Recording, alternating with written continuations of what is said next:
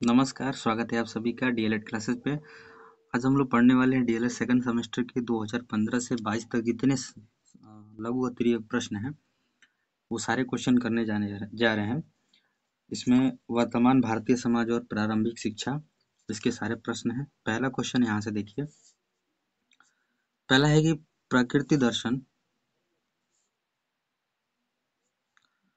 प्रकृतिवादी दर्शन के अनुसार शिक्षा की कोई एक परिभाषा लिखिए। ये 21 में है। प्रकृतिवादी दर्शन के अनुसार प्रकृति के पथ का अनुकरण करना चाहिए। इस दर्शन के अनुसार प्रत्येक वस्तु प्रकृति से उत्पन्न होती है। रूसो का कथन है, प्रत्येक वस्तु नियता के यहाँ से अच्छे रूप में आती है, केवल मनुष्य के संपर्क में आकर वह दूषित हो जाती है। यानी ये रूसो ने ये बात कही थी। अगला क्वेश्चन है कि पर्यावरण शब्द किन शब्दों से मिलकर बना है। पर्यावरण के बारे में, तो पर्यावरण शब्द जो है वो परि प्लस आवरण शब्द से मिलकर बना है, यानी दो शब्दों से मिलकर बना है, परि प्लस आवरण। अगला है विश्व जनसंख्या दिवस कब मनाया जाता है। तो विश्व जनसंख्या दिवस हर साल 11 जुलाई को मनाया जाता है। चलिए अगला क्वेश्चन है, जल संरक्षण से क्या अभिप्राय है। तो भारत में जल का प्रमुख प्रयोग सिंचाई के लिए किया जाता है। सिंचाई द्वारा देश में न केवल कृषि में ही वृद्धि होती है बल्कि भूमि की उत्पादकता में भी वृद्धि होती है। यानी सिंचाई बहुत महत्वपूर्ण है भारत जैसे देशों के लिए, क्योंकि ये कृषि प्रधान देश तौर पे माना जाता है। इस प्रकार खाद्यान्न के उत्पादन में भारी मात्रा में जल की आवश्यकता होती है। इसके अतिरिक्त घरेलू और औद्योगिक कार्यों के लिए भी विशाल मात्रा में जल की आवश्यकता होती है। इसलिए जल को बचाना यानी व्यर्थ खर्च नहीं करना, यही जल संरक्षण कहलाता है। ठीक है, चलिए अगला क्वेश्चन ये है, जनसंचार के जनोत्तर साधनों के निम्नलिखित कीजिए। तो क्या क्या है जनसंचार के लिए, समाचार पत्र हैं, पत्रिकाएं हैं और बहुत सारी चीजें इसमें आती हैं। चलिए अगला क्वेश्चन है कि बुनियादी शिक्षा का जनक किसे माना जाता है। तो महात्मा गांधी को माना जाता है। अगला है कि एनसीटीई से संबंधित उत्तर प्रदेश का कार्य कहाँ से होता है। तो पूर्व में जो कार्य होता था पहले जयपुर से होता था, अब वर्तमान में दिल्ली से ही होता है। ठीक है, चलिए अगला क्वेश्चन है, बाल श्रम से क्या अभिप्राय है। बाल श्रम का स्वरूप हमें प्रत्येक शहर तथा प्रत्येक स्थान पर देखने को मिलता है। हर जगह हम देखते हैं कि छोटे छोटे बच्चे जो हैं वो काम करते हुए देखे जाते हैं। जैसे साइकिल की तथा स्कूटर रिपेयर की दुकान हो गई, अधिकतर बालक कार्य करते हैं। चाय एवं रेस्टोरेंट में बालक चाय देते हैं। कारखानों में बालक कार्य करते हैं। इसी प्रकार अन्य दुकानों तथा घरों पर बालक कार्य करते हैं, जबकि उनकी विद्यालय जाने की उम्र होती है। घरों में बालिकाएं सफाई, बर्तन इत्यादि का काम करती हैं। ये सारी चीजें जो होती हैं वो बाल श्रम के अंतर्गत आती हैं। अगला क्वेश्चन ये है कि जनसंख्या शिक्षा को परिभाषित कीजिए, यानी जनसंख्या शिक्षा क्या कहलाता है। तो राज्य शिक्षा संस्थान उत्तर प्रदेश के अनुसार यह एक ऐसा प्रयास है जिसके द्वारा विभिन्न वर्गों, विशेषकर छात्र छात्राओं को विश्व में परिप्रेक्ष्य में देश, प्रदेश तथा क्षेत्रों की जनसंख्या स्थिति, जननांकी के प्रमुख तत्वों, जनसंख्या और पर्यावरण के पारस्परिक संबंधों, जनसंख्या वृद्धि के आर्थिक व सामाजिक विकासों इत्यादि की जानकारी दी जाती है। यानी कि सीधी भाषा में कहे तो इसमें जनसंख्या से संबंधित सारी जानकारियों को दिया जाता है। अगला क्वेश्चन है, शिक्षा के सार्वभौमिकरण से क्या आशय है। लोकतंत्र में जाति, धर्म का रंग, भेद या स्तर आदि का भेदभाव किए बिना सभी को अपने व्यक्तिगत रूप का पूर्ण विकास करने के लिए समान अवसर प्रदान किए जाने चाहिए। सार्वभौमिकरण का मतलब सभी को समान माना जाएगा। इस बात को ध्यान में रखकर संविधान के धारा 29(2) में सार्वभौमिक शिक्षा की व्यवस्था की जाती है। धारा 29(2) में कहा गया है कि राज्य सरकार द्वारा संचालित व सहायता प्रदान किसी भी शिक्षा संस्थान में किसी भी व्यक्ति को धर्म, जाति, रंग या भाषा के आधार पर प्रवेश देने के लिए मना नहीं किया जा सकता है। यानी कि सभी को समान रूप से शिक्षा लेने का अधिकार दिया गया है। अगला है कि बुनियादी शिक्षा के जन्मदाता कौन है। महात्मा गांधी। ये भी कई बार क्वेश्चन है पूछा है। अगला है डॉक्टर मारिया मॉन्टेसरी का जन्म कहाँ हुआ था। तो ये इटली में हुआ था। अगला क्वेश्चन ये है कि समाज की एक उपयुक्त परिभाषा लिखिए, यानी समाज क्या कहलाता है। मैकावयर में एवं पेज के अनुसार समाज लोकाचार एवं कार्य विधियों, प्रभुत्व, पारस्परिक सहयोग, अनेक समूहों एवं वर्गों का मानव व्यवहार के नियंत्रण एवं स्वच्छंदक का एक व्यवस्था है। यह सतत परिवर्तनशील जटिल व्यवस्था को हम समाज कहते हैं। यह समाज संबंधों का एक जाल होता है और यह सदैव बदलता रहता है, यानी समाज जो है वो हमेशा परिवर्तित यानी बदलता रहता है। अगला क्वेश्चन यह है कि शिक्षा को प्रभावित करने वाले 3 कारक या कोई अन्य मुख्य कारक बताइए। तो इसमें यहाँ पे दिया है, पहला हुआ परिवार, समाज, विद्यालय, राज्य एवं जनसंचार आदि। ठीक है, आगे क्वेश्चन है, शिक्षा त्रिमुखी प्रक्रिया है, इस कथन की व्याख्या कीजिए। त्रिमुखी कैसे है? जॉन डेवी के अनुसार, यानी जॉन डेवी का मानना है कि शिक्षा प्रक्रिया में शिक्षक अपने शिक्षार्थियों को निश्चित रूप, समय में निश्चित विधि से निश्चित विषय वस्तु को निश्चित स्थान पर प्रदान करता है। इसलिए शिक्षक शिक्षार्थी के साथ निश्चित पाठ्यक्रम का होना भी आवश्यक है। और 3 त्रिमुखी यही 3 स्तंभ हो गया, शिक्षक, शिक्षार्थी और पाठ्यक्रम। ठीक है, चलिए अगला है औपचारिक शिक्षाएं किसे कहते हैं। इसमें शिक्षा देने का योजना अर्थात समय, स्थान, अध्यापक, विधि एवं पाठ्यक्रम पूर्व निर्धारित होता है। एक प्रकार की और शिक्षा होती है जो अनौपचारिक होती है, वो भी आगे क्वेश्चन में आएगा। अगला क्वेश्चन ये है, परिवार में बच्चों को मुख्य रूप से किस विधि द्वारा शिक्षा दी जाती है। तो वो हो गई अनौपचारिक शिक्षा, यानी कि इस शिक्षा के लिए, अनौपचारिक शिक्षा के लिए किसी भी संस्थान, किसी भी पाठ्यक्रम की आवश्यकता नहीं होती है। अगला है प्रयोजनवादी शिक्षा के 2 उद्देश्य लिखिए। पहला है पूर्व निश्चित उद्देश्यों का विरोध, नवीन मूल्यों का निर्धारण और मूल्य दर्शन प्रयोजनवाद। चलिए अगला क्वेश्चन है, शिक्षा के व्यक्तिगत और सामाजिक उद्देश्यों का समन्वय आवश्यक है क्योंकि शिक्षा व्यक्ति की खुशी और राज्य कल्याण के लिए। यह कथन किसका है? तो यह प्लेटो का कथन है। अगला क्वेश्चन है कि प्राथमिक शिक्षा कब प्रारंभ होती है। तो 6 वर्ष से 12 वर्ष तक ये प्राथमिक शिक्षा चलती है। अगला क्वेश्चन है, गांधी द्वारा प्रतिपादित शिक्षा को परिभाषित कीजिए। तो गांधी जी ने शिक्षा के बारे में कहा है, शिक्षा से मेरा तात्पर्य बालक और मनुष्यों के शरीर, मस्तिष्क व आत्मा का उत्कृष्ट विकास है। ये महात्मा गांधी ने कहा था। अगला क्वेश्चन है कि बनारस संस्कृत कॉलेज कब और किसके द्वारा प्रारंभ किया गया। 1791 में जोनायाल डंकन के प्रयासों से बनारस संस्कृत कॉलेज प्रारंभ हुआ। डेट याद रखिए, नाम याद रखिए। अगला क्वेश्चन है कि मैकाले ने अपना विवरण कब प्रस्तुत किया। 2 फरवरी 1835 को अपना विवरण प्रस्तुत किया। ये कौन था? Lord Macaulay. ये बहुत इंपॉर्टेंट इसे क्वेश्चन बनते हैं, देख लीजिएगा। और आगे अगला क्वेश्चन है कि वुड घोषणा पत्र के आधार पर कंपनी ने शिक्षा नीति कब घोषित की। तो वुड के घोषणा पत्र के आधार पर कंपनी ने 16 जुलाई 1854 को अपनी शिक्षा नीति घोषित की। ये डेट इंपॉर्टेंट है, 19 जुलाई 1854। अगला क्वेश्चन है, निरौपचारिक शिक्षा के विभिन्न साधनों में किस आयु वर्ग के लिए अधिक दबाव डाला जाता है। तो 11 से 14 वर्ष तक। अगला क्वेश्चन है, फ्रोवेल ने किंडरगार्टन कब प्रारंभ किया। तो 1839 में। किंडरगार्टन जो है वो अलग से देख लीजिएगा। किंडर मतलब होता है बच्चा, गार्डन मतलब हो गया बगीचा, यानी बच्चों का बाग ऐसे है। अगला क्वेश्चन है, समाज के प्रमुख कार्य लिखिए। समाज के प्रमुख क्या कार्य हैं। पहला, समाज बालकों के लिए शिक्षा संस्थानों की स्थापना करता है। उन संस्थानों को चलाने के लिए उनकी वित्तीय सहायता भी प्रदान करता है। और भी बहुत सारी चीजें करता है, लेकिन हमें इस क्वेश्चन के हिसाब से ये। अगला है, मूल्य का अर्थ बताइए। तो मूल्य क्या होता है। मूल्य शब्द का कोशकीय शब्द है व्यक्ति या किसी वस्तु का ऐसा गुण जिसके कारण वह महत्वपूर्ण, सम्मानीय और उपयोगी सिद्ध हो जाए। यानी समाज में वो महत्वपूर्ण स्थान रखता हो, सम्मानीय हो जाए, उपयोगी सिद्ध हो जाए। यही होता है मूल्य का शब्दकोशीय अर्थ। अगला क्वेश्चन है कि बाल अपराध के महत्वपूर्ण बिंदु कितने प्रकार का होता है।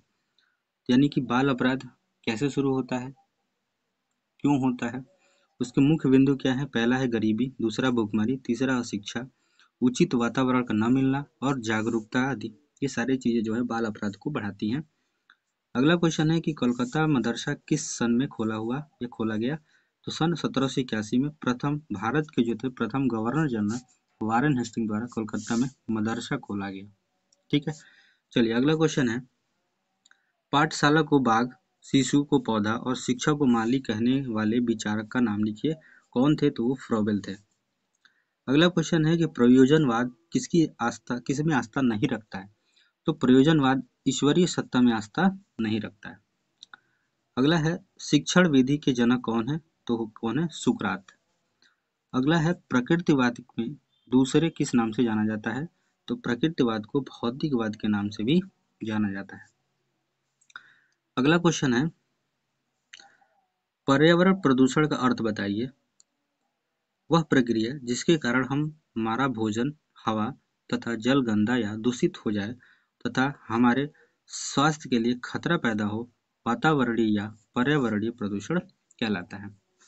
अगला है, बुनियादी शिक्षा का प्रारंभ किसने किया या किसने किया था? तो बुनियादी शिक्षा प्रारंभ महात्मा गांधी ने किया था। अगला है कि प्लेटो द्वारा स्थापित संस्था का क्या नाम था? तो उसको एकेडमी। अगला है, राज्य से क्या अभिप्राय है?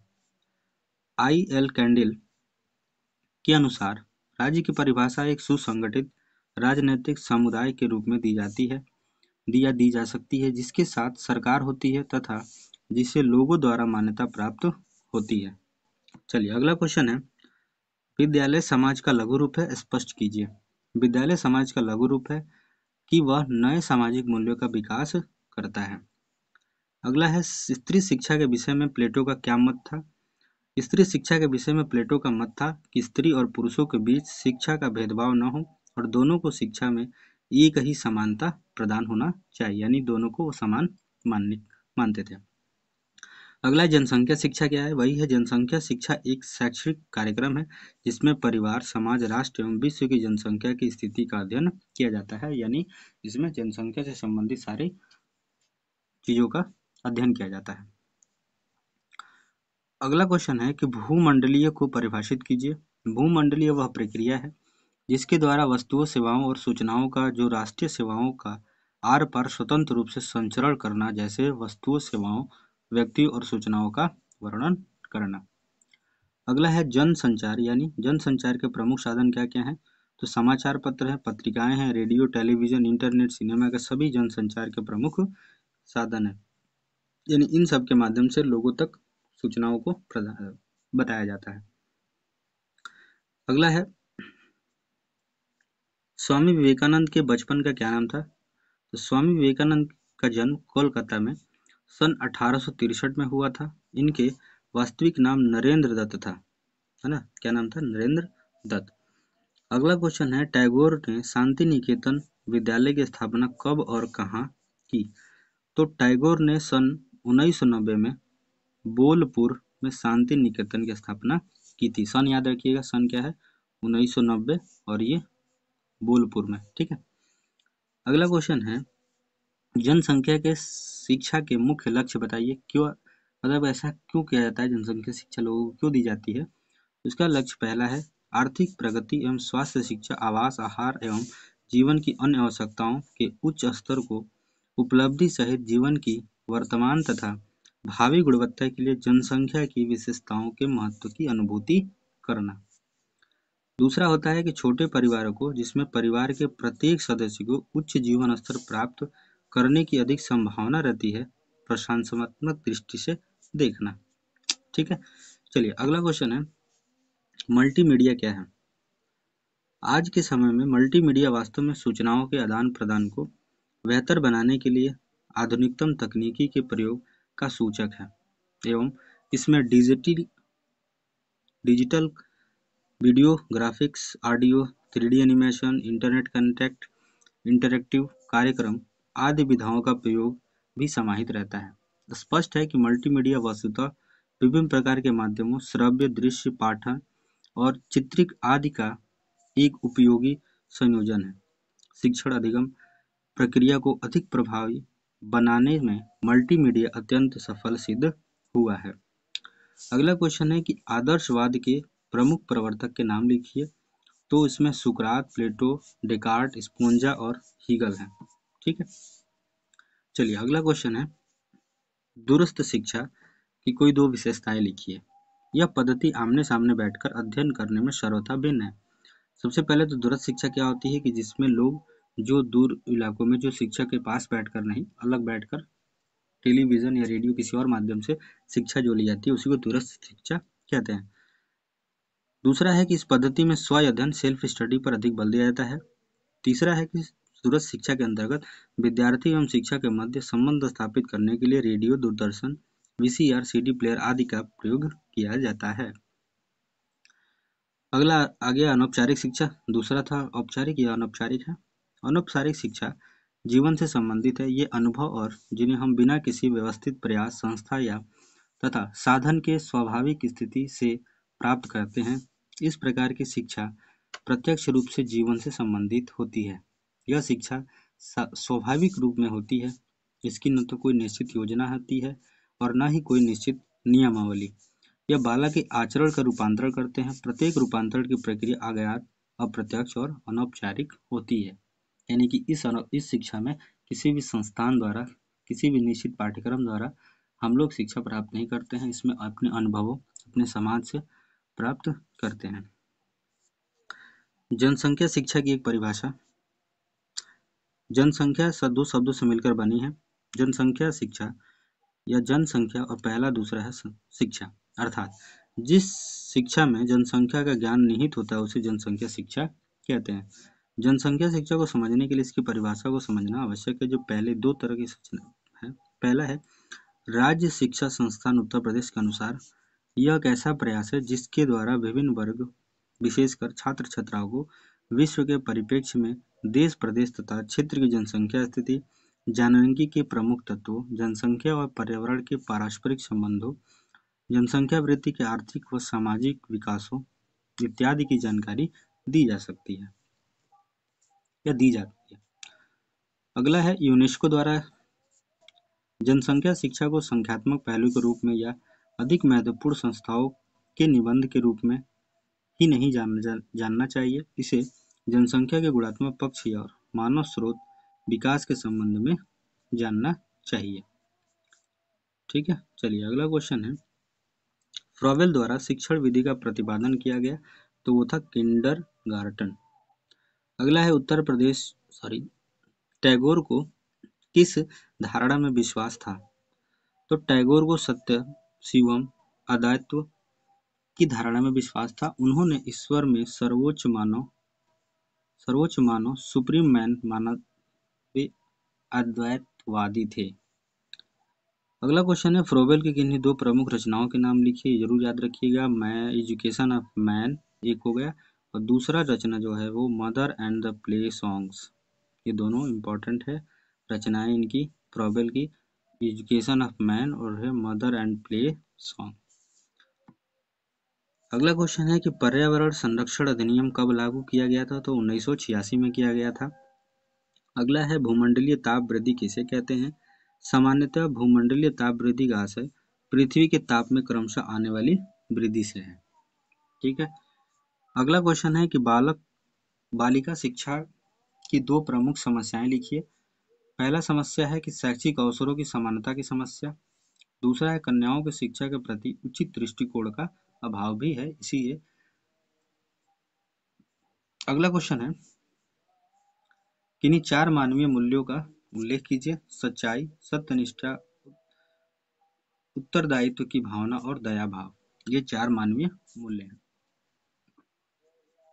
अगला है निःशुल्क एवं अनिवार्य बाल शिक्षा का अधिकार अधिनियम कब पारित हुआ? तो ये हुआ था 4 अगस्त 2009 को।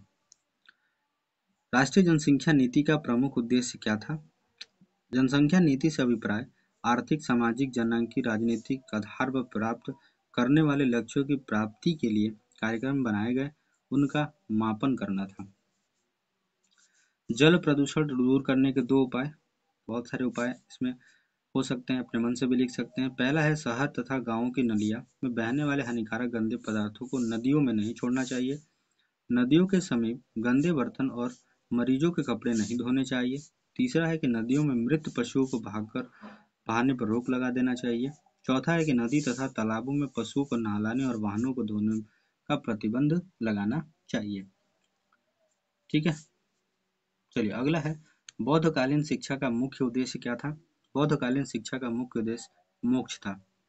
अगला है शिक्षा में प्रयोजनवाद की जन्मदाता कौन है। चार्ल्स पियर्स, जिनका कार्यकाल कितना है, यानी उनकी 1839 से 1914 तक। अगला क्वेश्चन है कि सर्वोत्तम शिक्षा वही है जो संपूर्ण सृष्टि से हमारे जीवन का सामंजस्य स्थापित करती है। ये किसने कहा था, तो रविंद्रनाथ टैगोर ने कहा था। बालकों को बाल देवो भव की संज्ञा किसने दी थी, तो गिज्जू भाई ने दी थी। अगला है मॉन्टेसरी की शिक्षण विधि कितने भागों में विभाजित है, तो पहला है कर्मेंद्रियों की शिक्षा, ठीक है, कर्मेंद्रियों की शिक्षा, ज्ञानेंद्रियों की शिक्षा और पढ़ने लिखने व गणित की शिक्षा। आप लोग को इस तरह पढ़ते रहिए, आप लोग बस सुनते हुए रहेंगे तो भी तो आपका तैयार हो जाएगा। ठीक है, और इसको लाइक ज़्यादा से ज़्यादा लाइक कीजिए, शेयर कीजिए। चलिए अगला क्वेश्चन है कि परिवार, समाज, राज्य एवं जनसंचार माध्यम किसके प्रभावी कारक हैं, तो वो सारे किसके हैं, शिक्षा के हैं। ठीक है, अगला है विद्यालयों में सभी को एक साथ रखना, सबके साथ समान व्यवहार करना व सभी के साथ एकता बनाए रखना क्या कहलाता है, तो शैक्षिक अवसरों की समानता। ठीक है, अगला है कि विद्यालय समाज में सभी के बीच लिंग भेदभाव के कार्य व्यवहार करना कहलाता है, तो लैंगिक समानता। वैदिक साहित्य में शिक्षा शब्द का प्रयोग किन अर्थों में किया गया है, तो विद्या, ज्ञान, बोध और विजय के रूप में इसका प्रयोग किया गया है, किसका, शिक्षा का। अगला है कि मानव शिक्षा या मानव की शिक्षा नामक पुस्तक की रचना कौन है, फ्रॉबेल है। अभी दो बुक आई थी, एजुकेशन ऑफ मैन और मदर प्लेसोंग। दूसरा है किस शिक्षा शास्त्री ने अपने शिक्षण प्रणाली में विद्यालय को बाल भवन कहा है, तो गिजू बघेला ने। अगला है जनसंख्या शिक्षा को राष्ट्रीय कार्यक्रम के रूप में किस वर्ष लागू किया गया था, तो 1969 में लागू किया गया। अगला क्वेश्चन है कि शिक्षा का निश्चित स्तर तक सभी लोगों के लिए अनिवार्य एवं निःशुल्क उपलब्ध कराना किस योजना कार्यक्रम का तात्पर्य है। उत्तर है शिक्षा का सार्वभौमिकरण, शिक्षा को प्रत्येक बच्चों तक पहुंचाना। अगला है एक निश्चित आयु के स्तर से कम आयु स्तर के बालकों से घरेलू कार्य कराना क्या कहलाता है, बाल श्रम कहलाता है। अगला है बिस्मिल्लाह रस्म से आप क्या समझते हैं। ठीक है, मुस्लिम कालीन शिक्षा के प्रारंभ बिस्मिल्लाह रस्म से होता था। बालक आयु 4 से 4 माह या 4 दिन का हो जाए तो उसे नए कपड़े पहनकर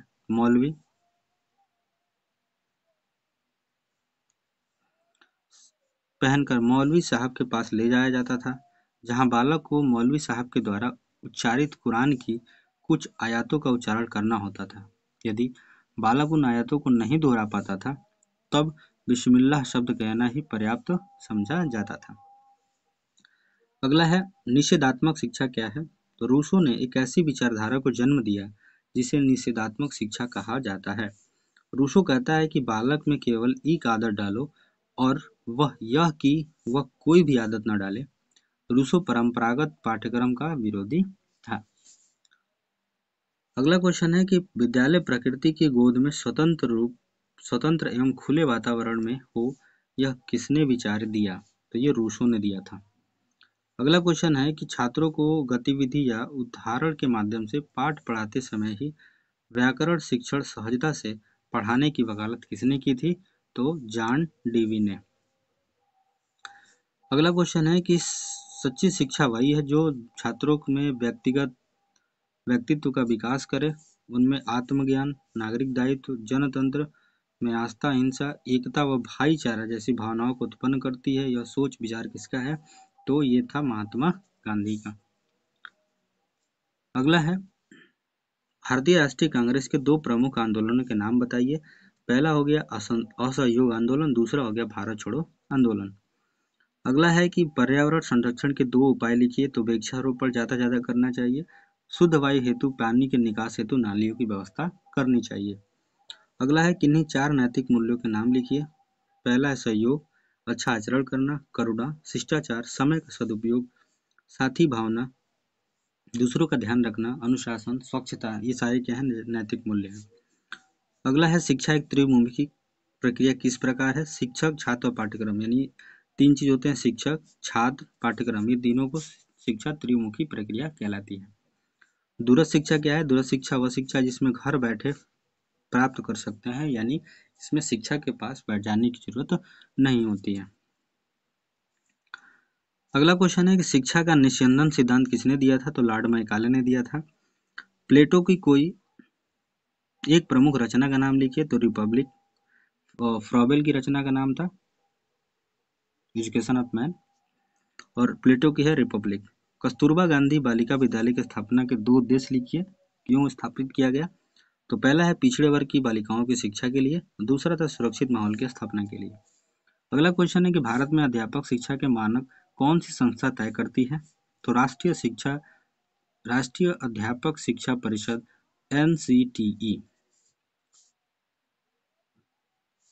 अगला है ड्रॉप आउट बालक से आप क्या समझते हैं। तो विद्यालय छोड़ने वाले बालक जो होते हैं वो ड्रॉप आउट बालक कहलाते हैं। अगला है कि मूल्य परक शिक्षा के 2 उद्देश्य बताइए या उद्देश्य बताइए। पहला, देश में सुखद भविष्य हेतु, व्यक्तिगत के सुखद भविष्य हेतु और नैतिकता की परख करने का सामर्थ्य का विकास, भौतिकवादी व अध्यात्मवादी संस्कृति में संबंध, व्यक्ति के आचरण में सुधार लाना। ये सारे के सारे जो है ये क्या है मूल्य परक शिक्षा के उद्देश्य है। अगला है भारतीय शिक्षा का महाधिकार पत्र किसे कहा जाता है। तो वो वुड के घोषणा पत्र को ये कहा जाता है महाधिकार पत्र। अगला है उपनयन संस्कार से आप क्या समझते हैं। तो उपनयन संस्कार कब शुरू होता है, जब बालक को गुरु के पास लिया जाता है। वैदिक काल में उस समय गुरु के पास ले जाना ही उपनयन संस्कार कहलाता था। राष्ट्रीय बाल श्रम नीति कब घोषित की गई थी। तो अगस्त 1987 में की गई थी। अगला है अनौपचारिक शिक्षा का उद्देश्य बताइए। तो अनौपचारिक शिक्षा का उद्देश्य जीवन से संबंधित उन अनुभवों से है जिसे बिना किसी व्यवस्थित प्रयास, संस्था या साधन के व्यवहारिक स्थिति में प्राप्त किया जाए। दूरस्थ शिक्षा का उद्देश्य बताइए। दूरस्थ शिक्षा का उद्देश्य ऐसे व्यक्तियों को शिक्षा देने से है जिनके आसपास कोई संस्था नहीं है और समय का अभाव है और वे अपने जीवन को उन्नतिशील बनाना चाहते हैं। अगला है शिक्षा व समाज का संबंध बताइए। व्यक्ति जिस समाज में रहता है उसी समाज की परिस्थितियों के अनुसार उसकी शिक्षा का संबंध किया जाना चाहिए। शिक्षा का प्रबंध इस प्रकार या इस तरह किया जाना चाहिए कि व्यक्ति अपने समाज की आवश्यकताओं को पूर्ण कर सके। बौद्धकालीन शिक्षा के 2 प्रमुख केंद्र तक्षशिला, नालंदा, ये जरूर याद रखिएगा। कौन कौन से थे, एक तो तक्षशिला और दूसरा था नालंदा। अगला क्वेश्चन है कि भूमंडलीय ताप वृद्धि किसे कहते हैं। तो भूमंडलीय ताप वृद्धि पृथ्वी के ताप से आने वाले वृद्धि से कहते हैं, यानी कि जब पृथ्वी के ताप में वृद्धि होता है तो वो भूमंडलीय ताप वृद्धि कहलाती है। 4 मानवीय मूल्यों का उल्लेख सच्चाई, सत्यनिष्ठा, उत्तरदायित्व की भावना और दयावान, ये सारे मूल्य हैं। अगला है वैदिक साहित्य में शिक्षा शब्द का प्रयोग किन अर्थों में किया गया। तो विद्या, ज्ञान, बोध और विजय के रूप में किया जाता है। बालिका शिक्षा का आशय क्या है। बालिका शिक्षा से आशय है सभी बालिकाओं को शैक्षिक अवसरों की समानता प्राप्त हो, बालिकाओं की शिक्षा से प्रति उचित दृष्टिकोण रखे जाए। अगला है ग्राम शिक्षा समिति का अध्यक्ष होता है तो ग्राम प्रधान होता है और सचिव प्रधानाध्यापक होता है। बुनियादी शिक्षा का अर्थ बताइए। बुनियादी शिक्षा का अर्थ स्पष्ट करते हुए गांधी जी ने कहा कि हमारी बुनियादी शिक्षा पद्धति मस्तिष्क, शरीर, आत्मा तीनों का विकास करती है। जब तक शिक्षा द्वारा इन तीनों शक्तियों का सामंजस्य युक्त नहीं होता है तब तक इसका कोई मूल्य नहीं है। अगला क्वेश्चन ये है छात्र छात्राओं में मूल्यों के विकास हेतु कौन कौन से जन संचार साधन है। आकाशवाणी, दूरदर्शन, टेप रिकॉर्डर, समाचार पत्र और भी बहुत सारे ये हैं। दोस्तों ये हो गया आप लोगों का समाप्त। ये हमारा जो था वर्तमान भारतीय समाज और प्रारंभिक शिक्षा के जितने भी अति लघु प्रश्न हैं ये सारे के सारे खत्म हो गए 2015 से लेकर 2022 तक जितने भी सारे आए हुए थे। ठीक है, तो और भी मैराथन आएगी इसी तरह की अगली वीडियो अगले सारे चैप्टर का आएगा। तो दोस्तों लाइक कीजिए, शेयर कीजिए, सब्सक्राइब कीजिए। धन्यवाद। मिलते हैं अगले वीडियो में।